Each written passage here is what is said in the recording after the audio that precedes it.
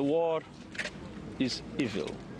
And when we see these situations, our heart, of course, stays with the victims, our condolences to their families, but our emotions are, there is no way a war can be acceptable in the 21st century. Ben Aris, who joins us from Berlin. He's the editor-in-chief of BNE IntelliNews. Thank you. Welcome to the programme. Tell us, what practical impact and role do you think the UN Secretary General's visit can play right now in Ukraine, especially with these humanitarian corridors and all the other humanitarian assistance that is desperately needed? Exactly. I mean, you put your finger on it, that this is a largely humanitarian effort. We've had several high-ranking people come to visit Kiev in recent days, weeks, including Boris Johnson, the UK Prime Minister, and then we had the US Secretary of State, Blinken, who was there at the weekend.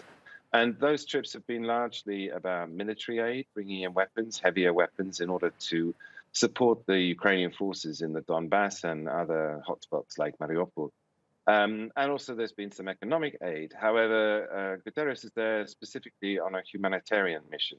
And he's talking about humanitarian corridors. He's talking about getting the civilians out of Avostal, the steel plant in Mariupol, who are stuck there. There's about 1,000 of them living in the cellars underground, and they're under constant bombardment.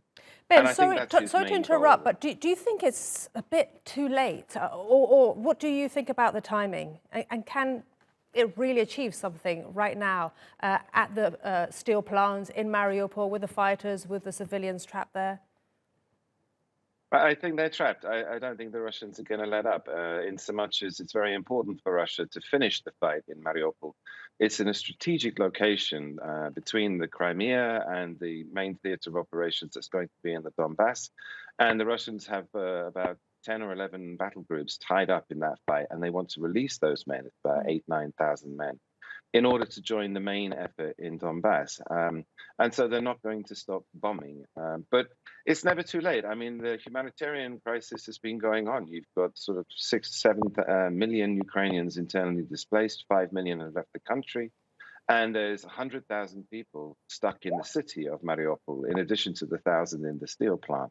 And they need to be got out. People are dying every day from these bombardments, but there's no corridors working in order for them to move. And so Guterres is there specifically to ask the Russians 2 days ago in Moscow, and now Kiev, can we stop the fighting long enough to save these civilians? And our correspondent Hassan was saying, that Russia says it's Ukraine that is, preventing these humanitarian corridors from working. So are you hopeful that this visit will actually achieve those, the goal of opening those humanitarian corridors?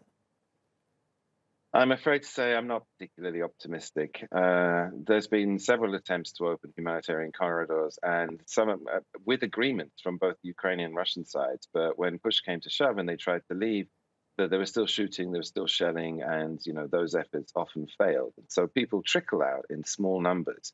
But a ceasefire for a day that would allow the large bulk of these people, 100,000 people in the city, as I said, in Mariupol, to leave, it's just not happening because the war is raging around them. And the strategic goals of the Kremlin here to take Mariupol, the city, to release those soldiers, overrides everything else. And at the end of the day, the Russians have proved themselves they don't really care about collateral damage, civilian deaths. It's just part of the cost of the war. And so I think the fighting will continue. But the UN has to make the effort. It's got to try. So we'll see if we're lucky and actually something is agreed. But I still think it's unlikely.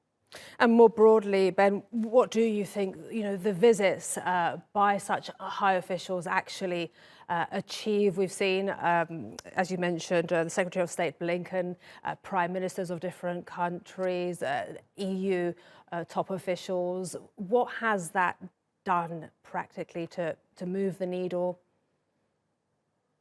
Well, the problem here is that on the one hand, the whole world is outraged and protesting against Putin. Ben, can you hear me? We seem to have lost Ben there. From Ben Aris from Berlin. He was the editor-in-chief of BNE IntelliNews, joining us there. All right.